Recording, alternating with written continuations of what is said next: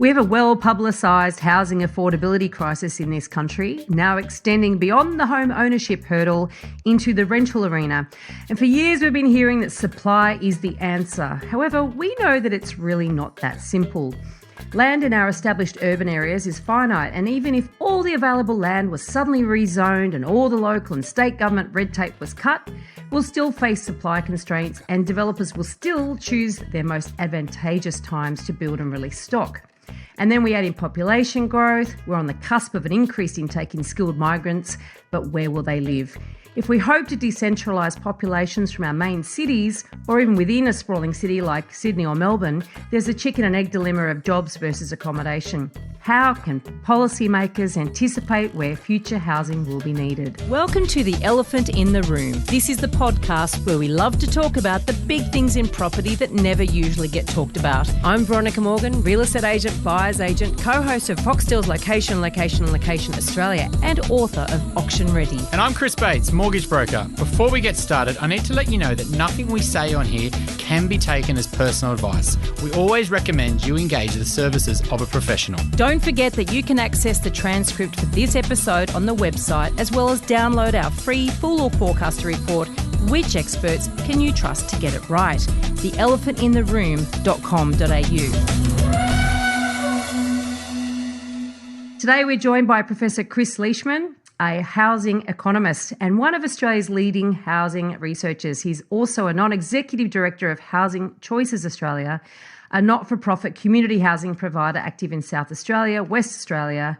Victoria, New South Wales and Tassie.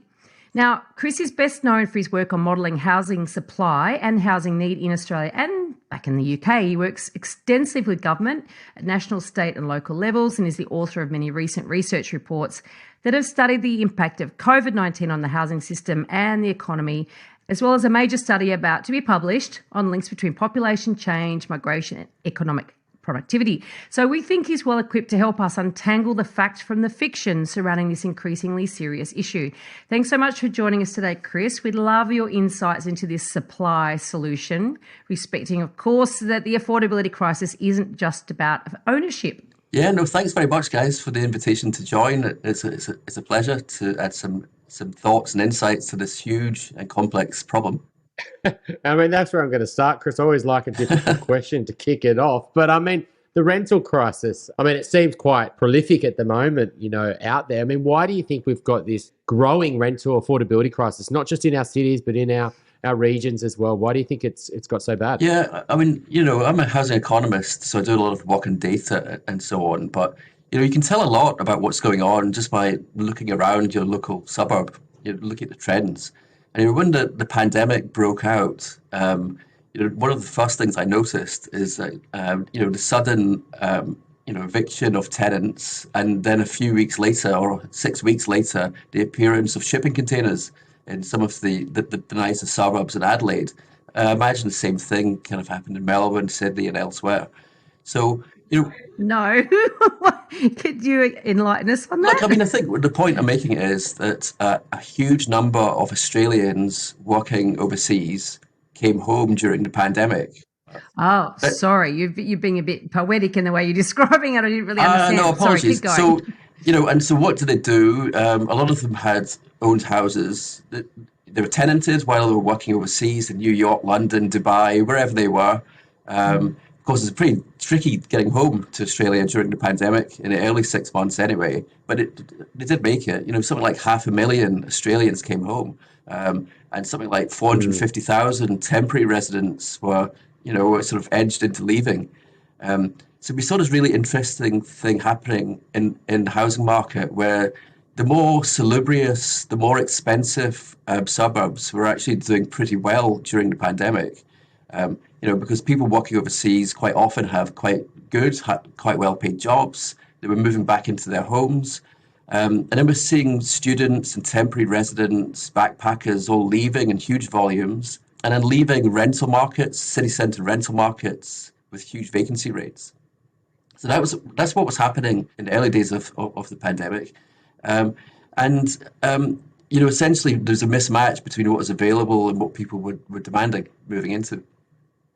And then, of course, the stimulus kicked in. So we had unprecedented stimulus, sort of incredibly low interest rates. We had JobKeeper, Home Builder, and lots of other states and territories slapped more subsidies on top of that as well. So it created this perfect storm of economic stimulus and this sort of excessive housing market reaction. So it's cheap money, it's easy to get. The demand side was being subsidized as well. People began dreaming about working from home more often, about leaving the horrors of lockdown, leaving capital cities and moving into regional towns and cities. And so we saw the beginning of a boom happening pretty quickly. There's a stronger recovery than we expected, and it's faster than anyone expected. I suppose the other thing that's important is it doesn't actually take too many people to move from a huge city like Sydney or Melbourne into regional towns for there to be a really significant and noticeable effect on demand and therefore prices and rents there. How much work have you done on how sustainable that is? Because I have a suspicion there's going to be a U-turn to some degree. Then when things settle down, will people, continue to have the hybrid working or working from home to the degree that they can actually stay living in regional towns? And I'm wondering, have you done any work on the change of demographic mix on those towns as well? Because I guess the average age must have been reduced in quite some areas, where there's been a rule, like a retiree type migration previously. And I know this is not what we talking about actually originally. So I'm just curious if you got any of this stuff off the top of your head. No, this isn't what we're supposed to be talking about, but it seems like an interesting thing to talk about, doesn't it? So that's fine. Yeah. That's what we do. It's good. It's a nice conversation. Look, we're actually doing some work on this at the moment, but the truth is it's at an early stage. We haven't really unraveled all of those trends. But one of the pieces of work we did actually was a scan of all of the media work that's been done over the last 2 years, and there's been like this huge number of newspaper articles published about people flocking to regions. It's for lifestyle reasons like retirement and better work-life balance, or it might be about trying something new. It might be about escaping lockdowns. A lot of it's about chasing more affordable housing circumstances. Yeah. But what's changing really quickly and really very difficult to get a handle on is what the future of working from home is actually going to look like. And in every company, in every sector, there's a different take on it. Some people hate it, and they're trying to encourage their employees back into the office. And others, it's been great. It's been a boon for them. So I think it's going to take years before we can actually see how it settles down. But my feeling is that cities are pretty important for the economy, and we know that the sort of center point of innovation and entrepreneurship and business startup. We know that younger people like cities, so like millennials, for example, they're less likely to take driving lessons, they're less likely to drive cars, they're more likely to use public transport, they like using technology, they like everything to be at the, I know it is a gross generalization, but these are the sorts of things that come across, that they like leisure and social interactions, and these things are available in abundance in city centres. So the likelihood is we're going to go back to some sense of, cities going to remain very, very important to our economy and our lifestyle, I think. Yeah, that's a really interesting point. That's conversations. I think you're right. It's going to take years for this to really sort of play out across each individual sort of different type of occupation. I guess we're getting so many different reports from clients. They thought they had to go to the city 2 days and then they've been mandated 3 days. And actually, it's 4 days. And we've had clients who have gone to regions and have come back to the city. We've got clients who have got work from anywhere in the world, same salary. I had one this morning. He's at a big tech company. He can go anywhere, zero, completely remote. And so I feel like people are just starting to get a real sense of what their employer's going to offer, because their employer's not sure what their competitors are offering, right? Yeah. And everyone doesn't want to, offer too much flexibility when they could get people. And it's all about the culture, isn't it? And you need to have some type of culture in the business. So I feel like that's going to really impact how the housing market sort of plays out, is how much remote work and work from home sort of gets embedded into society. It's not going to happen overnight. This is going to continue to play out over many years. Is that sort of your take? Yeah, I think so. I mean, the other thing that's important is we've got these records, really tight labour market conditions, but it's not great for everybody. It depends what occupation you're in. If you're in accounting and finance and banking, I mean, maybe the latter isn't so good now. But if we look at what the stock markets have been doing over the last few months, but in those, big corporate jobs, we're hearing things in interviews that it's really an employee's market. Their employees are able to dictate the salaries, the salary increases, and also to a certain extent, they're working from home, the flexible working arrangements. The big unknown, of course, is what it does to productivity.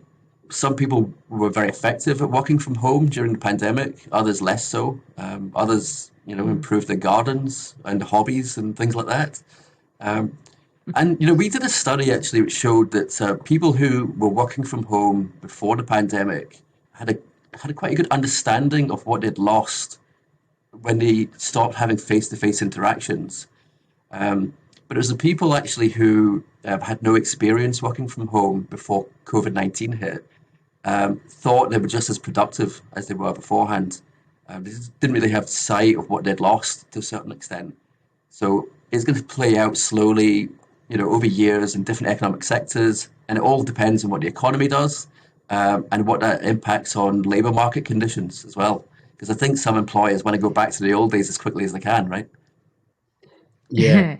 Given that there is still so much uncertainty, or how this all comes out in the wash is going to take some time to make itself known or to settle into a pattern. And then we might have some other pandemic or something else happen that actually throws it all up in the air again. Yeah.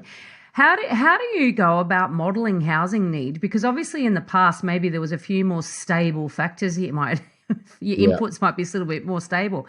I mean, I guess how has the modelling process changed even, or has it changed? Modelling housing needs very difficult actually, because it's a combination of demographic analysis. So trying to figure out, how many people are going to come through the system, and then try and form a household, and then with economic factors too. And that question about trying to form a household is an interesting and difficult one, particularly in Australia, where there's a culture of living at home for a bit longer as an adult child. So I'm from the UK originally. I'm from Scotland. But the tradition there is you're 17, that's it, you're out, and you're on your own. Better sink or swim, right? So, but people often, I know I've got lots of friends here who've got adult kids in their mid to late 20s, still at home. Houses are bigger. There's more bathrooms. There's more space. It's not quite as easy a question to answer. So that question about when people have got stable relationship and they've saved up enough money, that's when it triggers that decision to form a new household. And it's inherently more difficult in Australia because of those cultural factors. And the economy matters as well. I mean, so whether people have got good jobs and saving then accelerates or slows down that process. Because in a way, I guess there's the whole affordability thing about how hard it is to get into the housing market feeds into that as well, doesn't it? If it's expensive, or if you can't find a place to rent and the rents are expensive, or you can't, you haven't got 12 years to save up a deposit, you're more inclined to live with your parents. And I think also morality. I think about when I was growing up, well, my parents are Pentecostal Christians. There's no way on earth I was going to get any hanky-panky going on in my bedroom, in my parents' house. Whereas my daughter, when it's time for her, you can just tell that society has changed as well in terms of the freedoms that young adults have under their parents' roofs. So back to that sort of the affordability thing, there was a whole inquiry conducted by the previous government resulting in the Felinski report. I know that you actually submitted evidence to that inquiry, but it wasn't taken up. Can you tell us a bit about that? Look, I mean, that wasn't the first government inquiry there's been into Australia's housing affordability crisis, and it won't be the last. Let's face it. I think what marked that one out as a little bit different to me is that it was announced, the solution was announced with the problem. So, the inquiry was going to find that housing supply was the main problem. And it did. Yeah. So in a sense, that wasn't all that surprising. I suppose I was a bit disappointed that some of the evidence from other countries wasn't examined. So, Yeah. for example, the UK did a load of work on this in the early 2000s.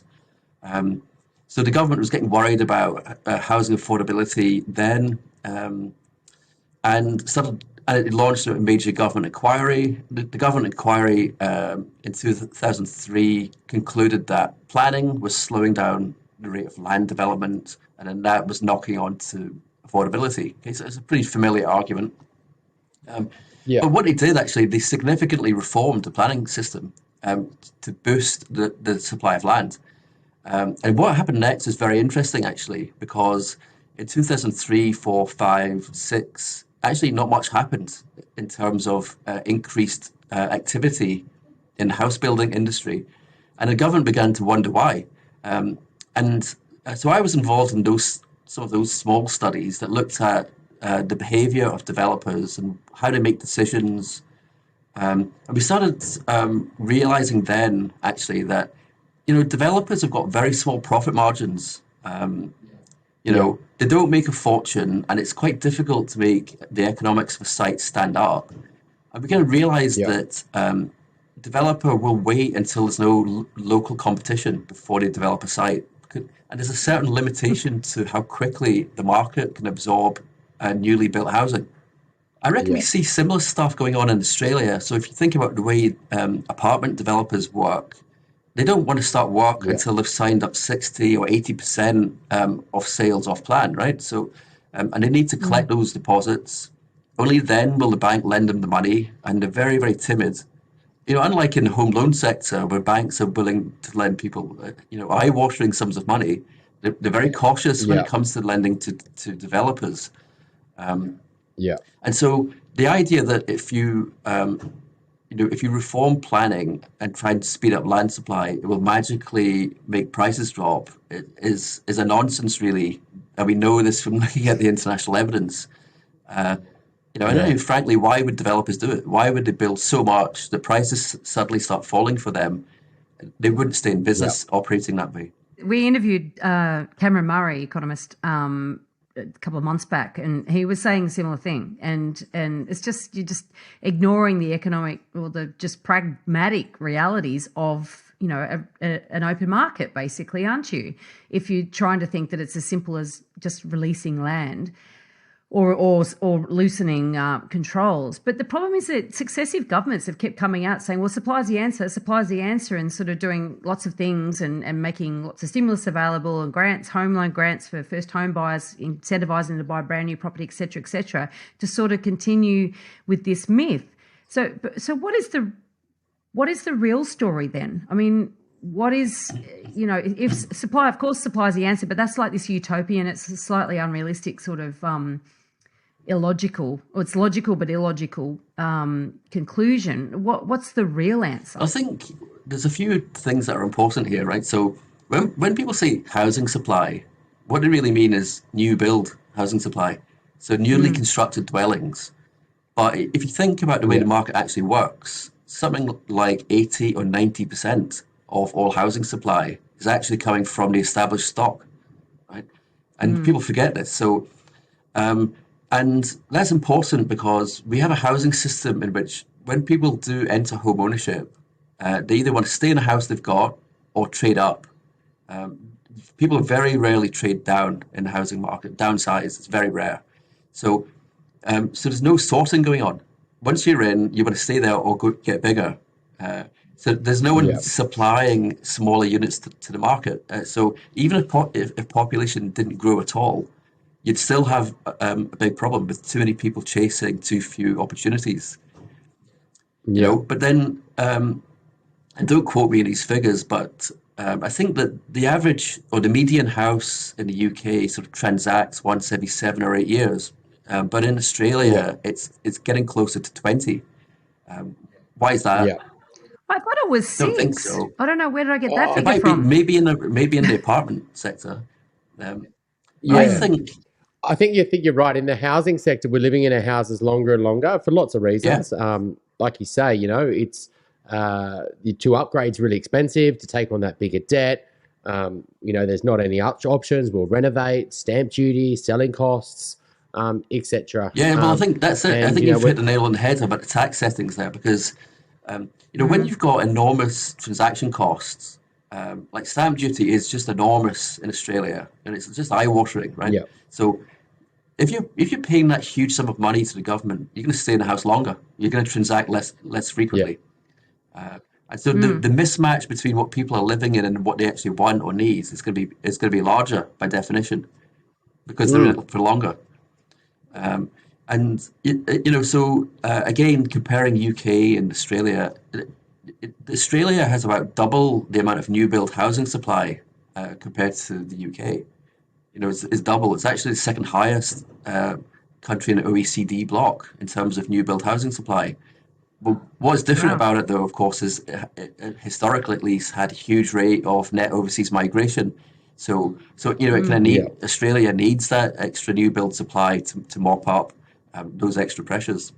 Yeah, and the other thing, it's just when your house is the one asset you've got, and it's growing for you and it's growing tax free, you even if you don't need the big house, you just keep it because you've got a good asset growing tax free, and that's another issue, right? If you were paying tax on those gains, or vacancy tax, if you weren't using all your bedrooms or etc. So I know you've done some work around the vacancy tax. What's your thoughts on that, and is that something practical that we could implement? Look, I haven't really done a lot of work on this, but I was around in the UK still when the bedroom tax was introduced. It was actually positioned as the removal of the subsidy on having vacant rooms, but it became dubbed the bedroom tax. Of course, it would be. Look, I think though that these things they're politically really toxic. Once people have bought a house, it's their asset. They want to be left alone, and for that reason, there isn't much regulation actually in the established part of the market. So if any government, whether it's Australian or otherwise, wants to improve energy efficiency, for example, or the sustainability of dwellings, the way that they're built, or density or layout, they always target the new build sector because it's a sort of policy accessible part of the housing market. Once you own your house, you want to be left alone. You don't want you don't want any new interventions or regulation coming along. It's your house. But the point you make about assets is a really good one too. And I sometimes wonder, what is in store in the future, because we're sort of transitioning from a system in which current older people tend not to have much or any superannuation balances, but they do own housing assets. And quite often they're income poor, right? So that, they own a house. Yep. Older people own houses. Quite often they're dilapidated. They're not very energy efficient, but it's theirs. But they don't have much income. But we're transitioning it into a different era now, in which people have got quite substantial superannuation balances. And what will that do to people's desire to own property? Will it be as important? Again, going back to demography, there's some survey evidence that millennials, for example, don't think is as important as older generations thought it was. Well, if you've got a big super balance and you've got a house, your need to downsize is smaller, right? So if you go, well, I'm going to use all my super up and I'll downsize. So if anything, because of superannuation, you're going to keep people in housing for longer because they're going to get to retirement with another nest egg that they can live on. They don't need to downsize. And and something we're seeing in lending, which is not going to help the housing market, is reverse home loans and equity release type of products. Even the government offers them now, are going to start coming into play for retirees. So you've got your house worth $1-2 million with very little debt on it. You haven't got any money in your super. You can't afford a mortgage, but we'll give you this reverse mortgage to live on, which means you stay in your house for another 5 years. And products like that are, if anything, going to create more housing unaffordability, which I can see the government sort of doing that as well. Yeah, it's an interesting point. I haven't really done much work on that kind of thing, like reverse mortgages, but there is some evidence that people find them they don't like the idea of it. They don't like the idea of actually they've transferred away some control. And I actually think that psychological thing's important in property. I mean, it's not just physically owning something which exists, but it's like you have complete control over it. You have control over the house you're living in and control over the other properties that people own. Because Australia has sort of become a place where you either don't own any property or you own a few, Yeah. Well, I don't know. Investors, I think there's something like only about roughly 70% of investors own more than one investment property. So going to that emotion, because as you were talking about downsizing, I was actually thinking about, what is it that keeps people in their properties when they're at that downsizing age? It isn't always a practical conversation or a practical thinking around how much is in their super balance or whether it's the right thing to do, whether they've got too many bedrooms, whether, they could free up some money. A lot of it is just emotionally, or just the sheer spectre of having to go through a move. If you've been in a property for 20 or more years, you think, oh my God, who wants to pack all that stuff up and go through the culling and downsize and get rid of stuff? And it's actually it's physically and emotionally exhausting. If you haven't moved regularly. So I think that there's lots, and also we're talking about Australians basically being in properties for so long, they don't sort of do that gradual upgrade, regularly. Maybe in my area they do. I'm in the inner city of Sydney, and people buy into very small properties. They are forced because they outgrow the properties that they buy into this market. But so if they're not, if they're getting into a property earlier that's sort of bigger than they need, then they have their family and it's the right size for a period of time, and then the family moves out and it's bigger than they need again, then by the time that property is ready to come back on the market, it's not really the sort of stock that a young family back at the beginning of that life cycle is really going to want to buy. You know what I mean? So there's all this discussion around, you got to free up, you got to incentivize the downsizers and retirees to sell up their family home so that the first home buyers get in the market. But it's not like they're necessarily going to buy that stock. So have you done sort of any work on that type of flow chart, if you like? Not really, but I think that it is something I think about quite a bit because of what I do for a living, and one of the things I found fascinating about Australian housing markets actually is how temporary and dispensable the buildings actually are, So, Yes. so I mean, coming from Europe, where you just wouldn't demolish a house like pretty much ever, unless it was a slum and it's falling down anyway, you just wouldn't demolish a house. So they're built to higher standards, they're more energy efficient, but they're more expensive. And once it's built, even getting a permission to demolish it is very difficult, right? So whereas if you think about your typical suburban Australian house, once it's 20 years old, 25 years old, it's pretty much had it, and it becomes a knockdown rebuild opportunity. But then, of course, that can trigger other options. So lots of suburbs that I drive through every day, you can see, low density big houses getting pulled down, replaced by 2 or 3 townhouses. There's lots of infill development going on. So in a sense, it actually helps the market. It makes it more efficient. But the point about your behavioral or psychological point is a really good one. People get really invested in the house they're in, and that coupled with the high transaction costs mean that it makes sense to buy something that's bigger than you need, and then keep it for much longer to avoid the transaction costs. And then, of course, you build up memories and emotions in that house as well. And actually, and a community, a local.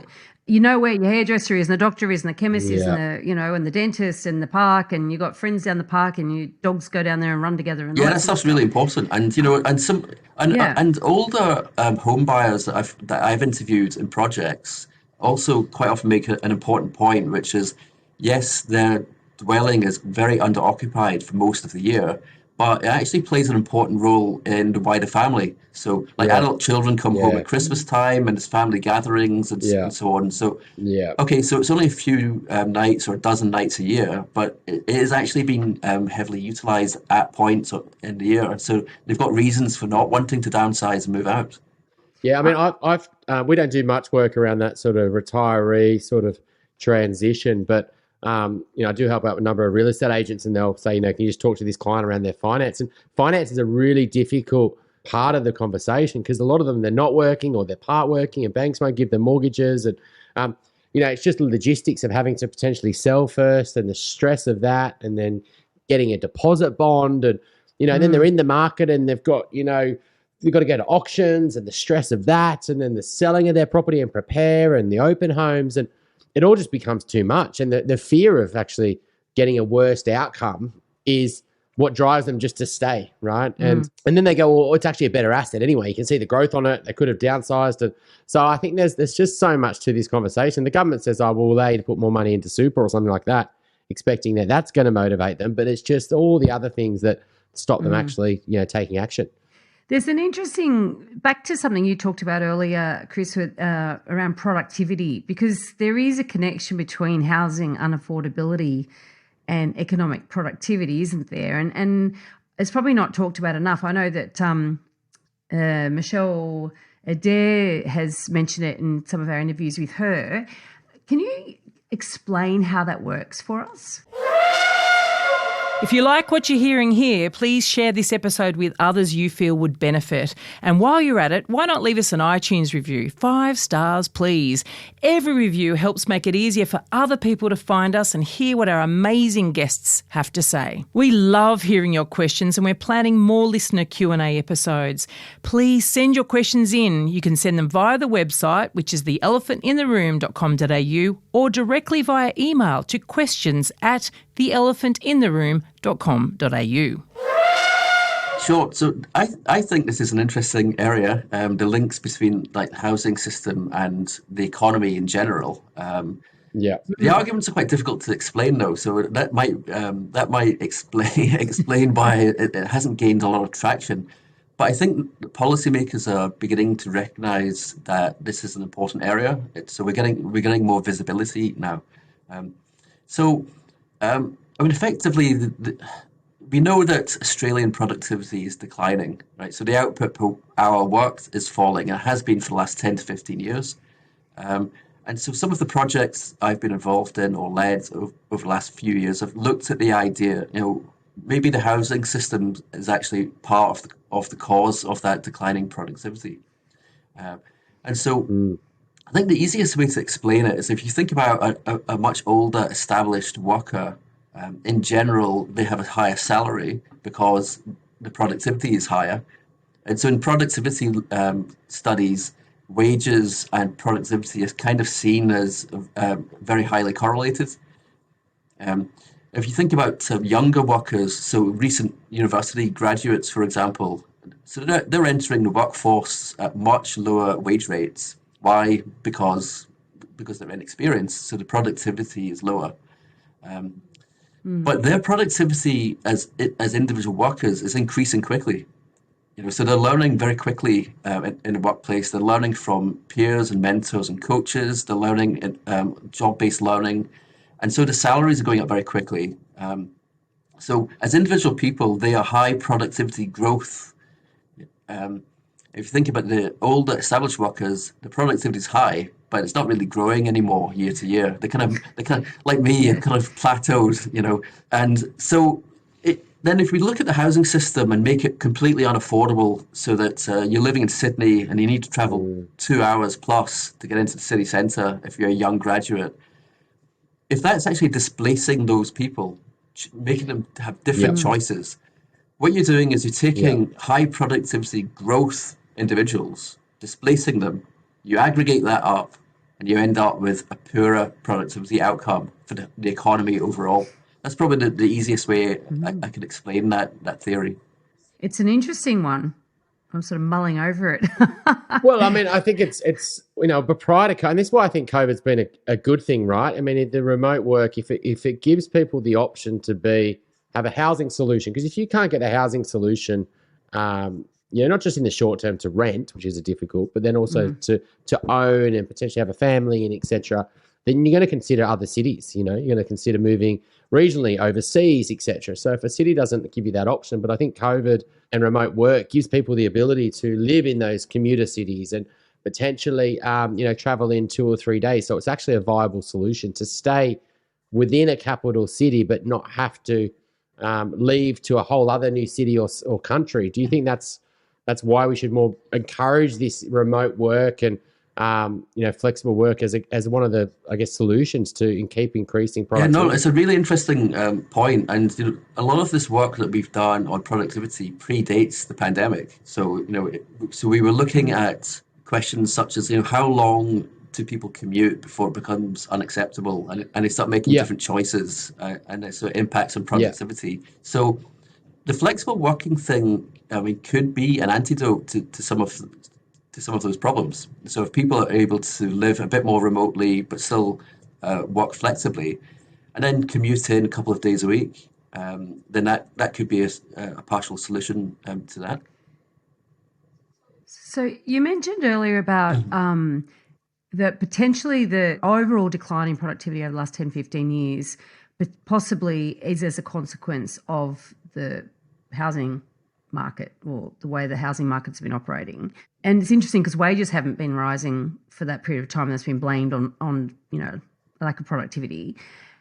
So I guess is what you're saying that is because prices have been rising to a point where those sort of the productivity growth segment of the employed people are moving further and further away from those employment options, and then their productivity is reduced because of the amount of time they're spending in the commute? Or are there other things underpinning this? Because we've talked about this on this podcast many, many times about the property industry.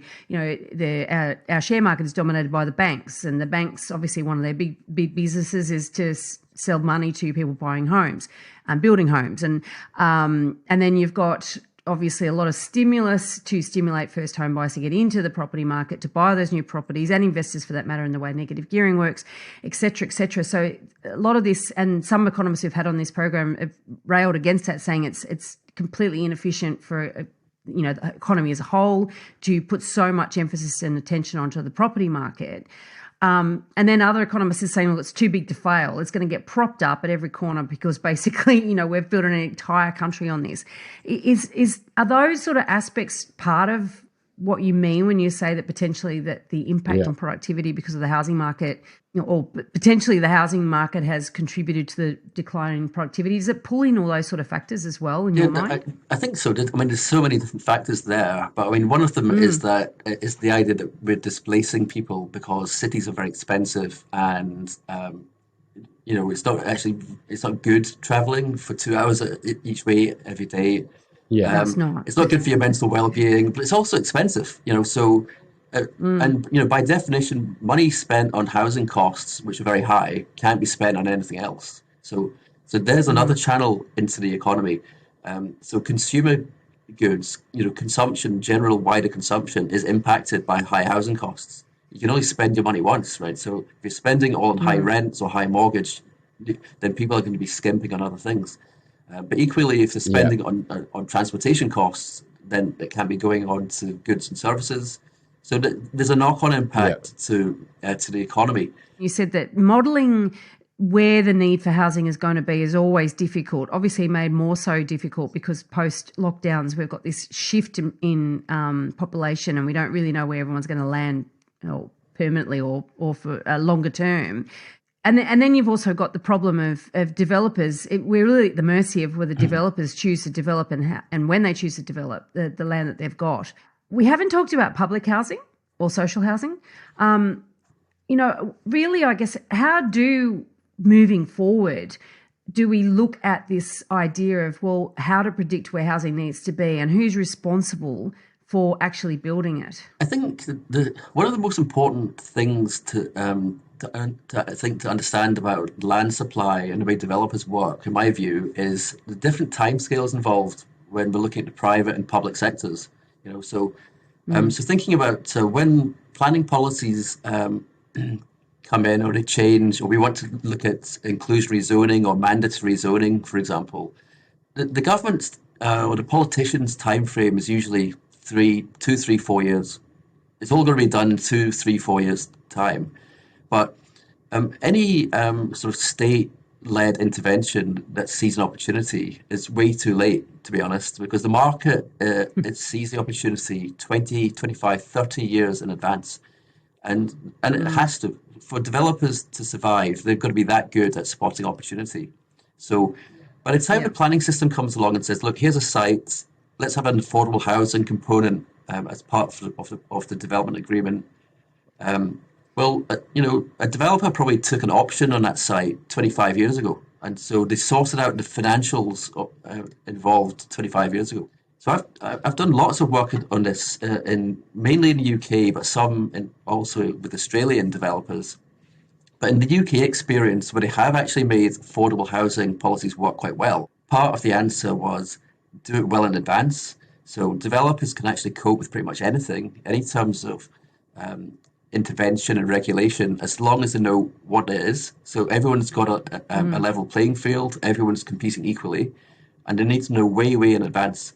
So, in the early 2000s, I interviewed developers who were throwing up their hands in horror at the idea of an affordable housing requirement, saying that development will cease altogether. And then just before the pandemic hit, I interviewed some of the very same people who were saying, actually, the system works pretty well. It took quite a few years for it to feed through so that we could put the costs back on the landowner. But all developers have got the same system. All the landowners know it now. Their expectations have been reduced.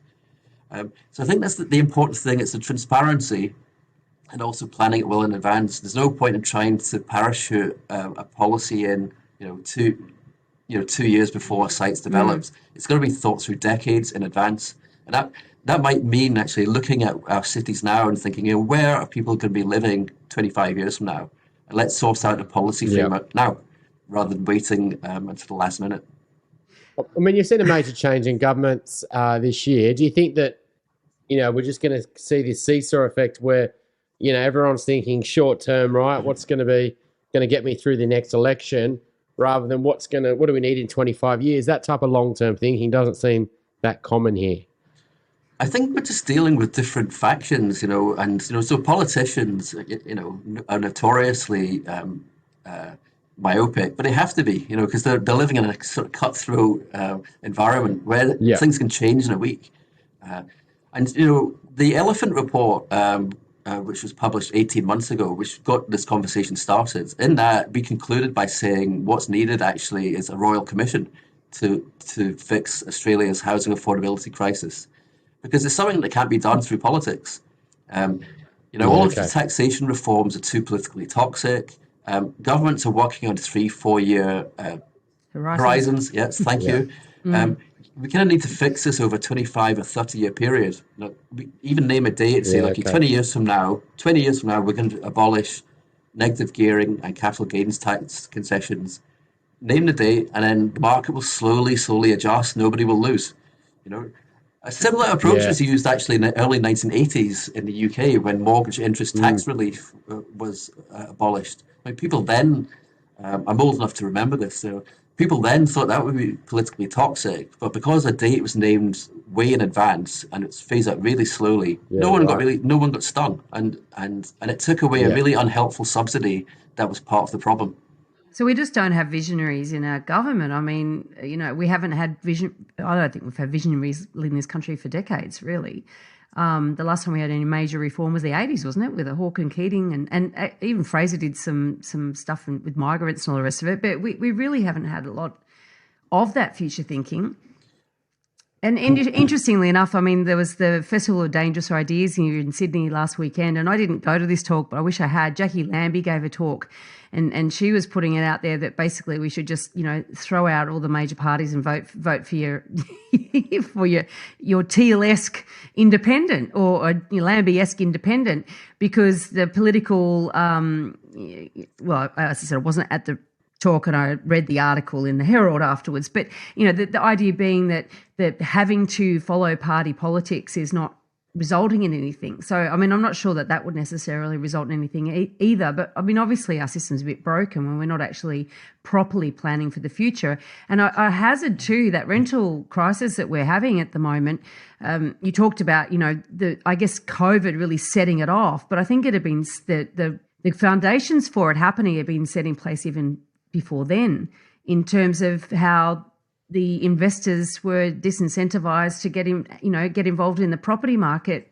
from, say, 2016 on for other reasons. And you can sort of understand that there were participating far too exuberantly, and something needed to be done. But of course, there's been a period of time, and even probably before that, when investors have been discouraged from getting into the property market. So there's long-term impacts that take some time to actually manifest. Are you seeing other things like that you're thinking, well, the seeds of these changes, or the seeds of the problems that we have today, have actually been really sown a long time ago? I think that's, yeah. Or they're weeds that haven't been plucked out a long time ago. I think that's a really good point. I mean, so the housing crisis hasn't just come overnight, but it's developed slowly and surely over, I don't know, like half a century, I suppose, really. And so we're working within a political system where things have got to be done in a year or two, and it just can't be fixed in that time period. It's just as simple as that. So it doesn't really suit a political fix. So the political ideas are, let's give people 10 grand subsidy, or or say that we're going to abolish the planning system, which can't be done. I mean, there's really important aspects of what the planning system deliver that we wouldn't want to live without. That affect our everyday lives. Open space, amenity lands, reserves. Things like that, well-planned streets, having neighborhood shopping centers, all of that stuff you wouldn't want to do without it. So the idea that you could fix it, but just by tinkering with these things, it's not credible. And then any sort of proposed tax regime changes are also seen as pretty politically toxic, to the extent that no one's really suggesting them anymore. Any reform of the taxation system. Yeah. I think that's probably it's one of the best ideas I've heard actually around the Royal Commission, and setting a long forward date, and not trying to solve things in an election or with this policy, or throw this band-aid on here and win votes, etc. Because that's the stuff Veronica and I just want to scream at, right? Like, you're missing the bigger picture.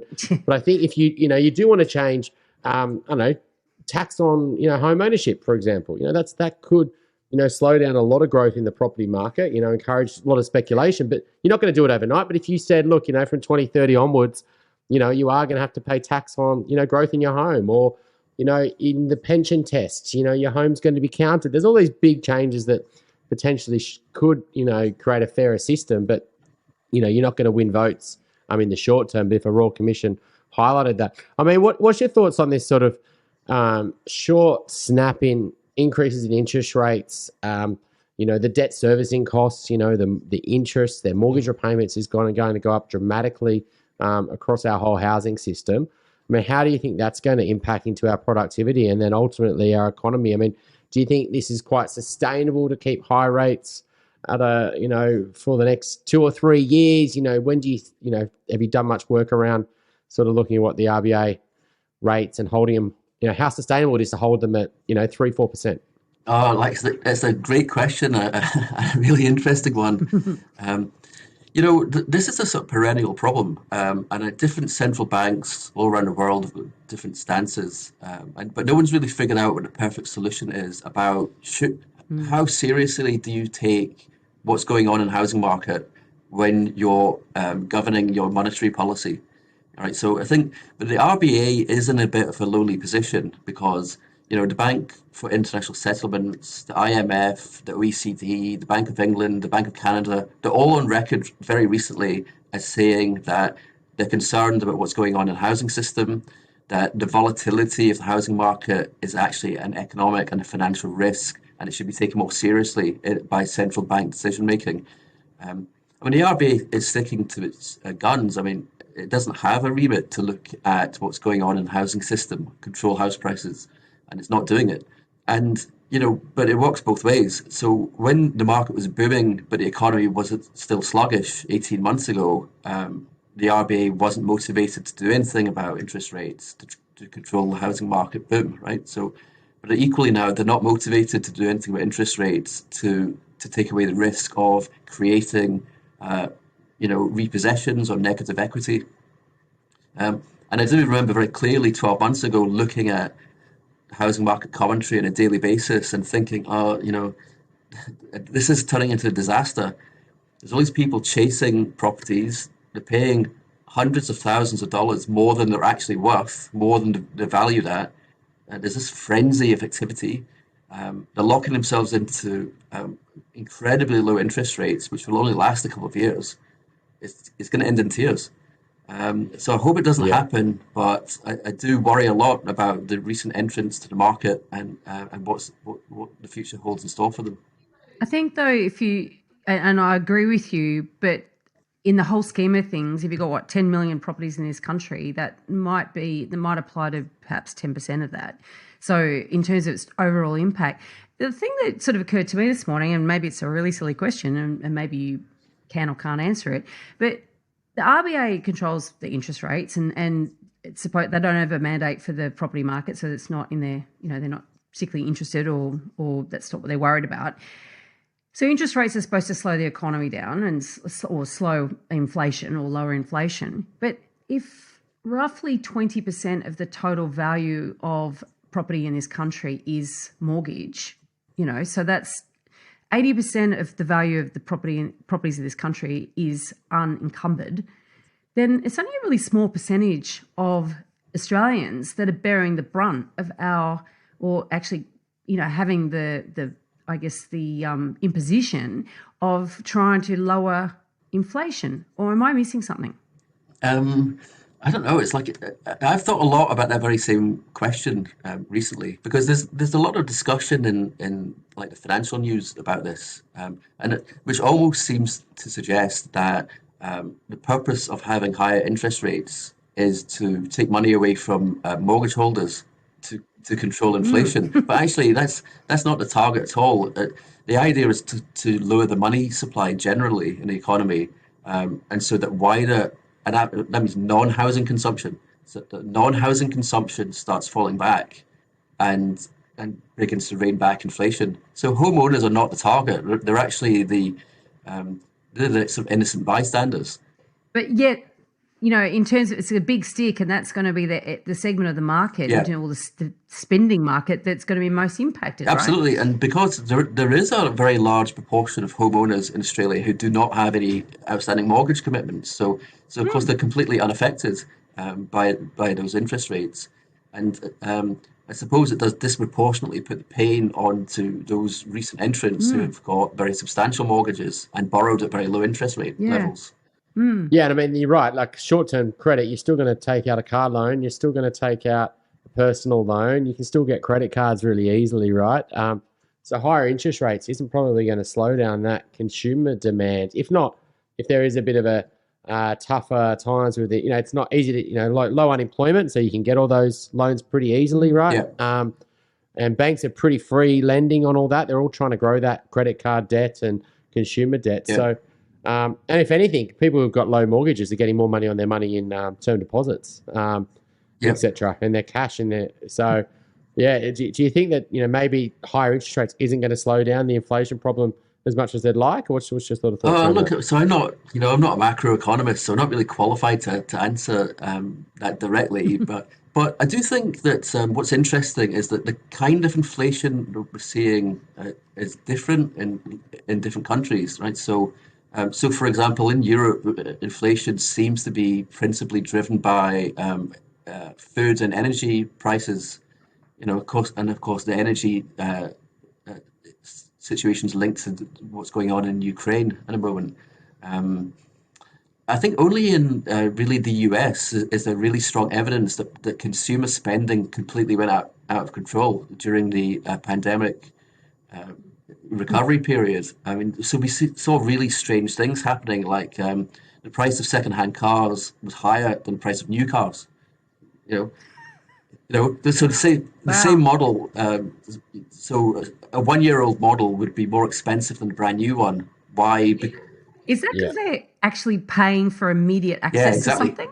They'd have to wait for the new one. Yeah. So you've got to wait 12 or 18 months to actually take delivery of a new car. So you pay a certain price, but people want it now. So they're paying more for something which is older or not as good. I mean, that sort of thing is a bit irrational looking, and it's a bit of a warning sign that actually the consumer demand is just too hot. I don't think we're seeing quite the same thing in Australia, but we're not seeing the cost push stuff that we're seeing in the UK. But there's no doubt there's a significant chunk of our inflation is cost push. and monetary policy doesn't do much to rein that in. So if it's higher material costs and it's higher prices abroad, and we're importing that inflation, like domestic monetary policy is not going to do a lot to tackle that. Yeah, interesting. Out of curiosity, in Europe, as I said, I just quoted some really rough figures earlier. We've got roughly 10 million properties in Australia. It's not quite worth $10 trillion, but just rounded up a little bit, and roughly rounded down slightly is $2 trillion worth of borrowing on those properties, right? What are the corresponding figures in the bulk of Europe, for instance? It varies. Or in America? Do you know them off the top of your head? I don't know them off the top of my head. And also, I just thought you'd just be plucked in out of the air. It varies a lot as well. I mean, so in Europe, each country is quite different. So like Germany, for example, has got a really huge and very well organized rental sector. And home ownership isn't seen as particularly important to people. But so I can only give a sense. But my sense is that Australia's housing stock is worth an astronomical amount of money. And the gap between what it's worth and the outstanding debt has increased a lot over the last, say, 5 years. Yeah. So, Chris, have you got a property Dumbo for us? It's not really anything about an individual person or situation, but I suppose I'm now old enough to have seen a few cycles, and it's about a pattern, really, a pattern that I keep seeing, which is if you think about the anatomy of housing market boom, and also the timing by which people enter the market, I keep seeing the same pattern play out, right? Which is that at the beginning of the boom, people who are quite wealthy are trading up, they're entering the market, and then right at the very end, that's when the marginal homeowners enter the market. It's when people borrow far too much money that they can't afford, and they enter when the growth prospects have gone, and they enter last. So they're the least capable of absorbing losses, but they're the ones who bear the brunt of it when interest rates go up and the market turns down. So I think that's a real pity, and something which accelerates and exacerbates wealth inequality. I guess it's really an argument for, as well as doing something about the housing affordability crisis, we maybe need to do something about financial education as well. And the importance of not getting sucked into hysterical FOMO. Market trends like the FOMO behavior that we saw at the end of last year.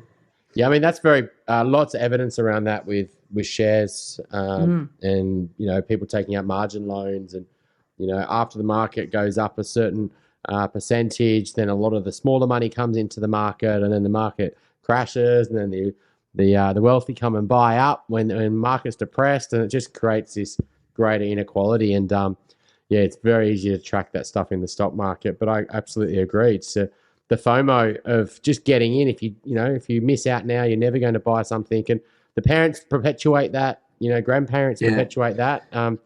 And then they force their kids into it. I was very vocal around this in 2016, 2017, to be honest, around. I was just seeing it because there was 4 or 5 years into a property boom, and clients young couples are coming to us and they're so anxious and scared, and the parents say, just get anything, just get this apartment. And we're just like, well, no, don't. Like, you're not understanding, and I think that's a big part of it. It's a real big problem out there where, the people who come late to the party are the ones who bear all the brunt. I think that's it. I think as a moral, it would be when something looks too good to be true, it probably is, and if it looks like you just got to get bored, it's probably already too late as well. In terms of bubbles. Yeah, I think the opposite to that is that they've got to be a bit more opportunistic though when things aren't great. And this is the problem: is when you haven't got a lot, you don't want to lose it, so you feel like you're losing because you're not in the market. But then when there's times like now, for example, I think that they need to be prioritizing it a bit more, right? They sit on their hands a little bit, and like you say, there's cycles. Yeah, we're going through a bit of a correction of some sort, but now's the time when they should be really trying to build their deposit and try to get into the market. Obviously, doing it smartly, but I think they're not going to take any action until they start to see prices go up. And the FOMO is what causes them to come into the market again years down the line. We can already see that, talking to our pre-approvals and clients, and I just want to see what happens. I just want to sit on my hands and, no, actually now's your window, right? Now's your window. You got less competition. You can be patient. You can potentially, higher chance of getting a quality asset. And I think that's the irony. I think that's right. I think of what happens. the prices will probably be correct, but then there'll come a moment when interest rate outlook is going the other way. That actually that for a few years ahead of us, it'll be looking like they're coming down, and so that's when people could look at entering the market and get create an opportunity. I guess what I would say, a couple of things there. One is that the problem is with the buyer's market, as we are now in, is that vendors of quality property tend to sit on their hands as well. So it is actually harder to find a quality asset in a flat market. But when you do find one, go for it. But the problem is that buyers sit on their hands, and they're sitting on their hands waiting for the market to do something. Whereas I say, don't sit on your hands waiting for the market. Sit on your hands waiting for a bloody good property, because they're the hard things to find. And yet everyone sort of gets their head wrapped around all the wrong metrics, and it's just human nature, That's a really good point, actually, Veronica. I actually wrote a conversation article about this a couple of years ago, and it was about the home seller's secret weapon is they don't actually have to sell, So people can defer selling the property for years, and so when the market's weak, they just withdraw. Yes, and the stuff that's the most vulnerable, apart from the fact that anyone who entered the market sort of at the peak and overpaid, and if they were already stretched financially and they really borrowed to their maximum and then interest rates start rising and prices start falling, they're all at risk, but they're even more so at risk if they bought a dud asset and then it's the wrong asset and then they're forced to sell it within a short period of time. And it happens. It does. And in fact, literally, I've actually just started tracking properties that have being on-sold now after being bought last year in our neck of the woods, so in the inner west of Sydney and in some of the eastern suburbs as well. So far, not one of them has lost nominally anyway. They would have lost potentially on purchasing and exiting costs and also holding costs. But in terms of sale price, not one of them has actually sold for less yet. But then, there is there's some variance too. Some have only just scraped through, but and some have shown quite significant gain. So, really? That's quite interesting, actually, yeah. It is interesting, actually, because, I do quite a lot of case study work to compare how different properties over exactly the same period of time in the same suburb, what the growth rates have been, the different growth rates, and then compare that to the median. Obviously, with the median, I've got to sort of deduct out, some sort of amount for improvements, But the properties, and I've got a bit of a theory on this, that the properties that transact over shorter periods of time tend to be the lower grade properties.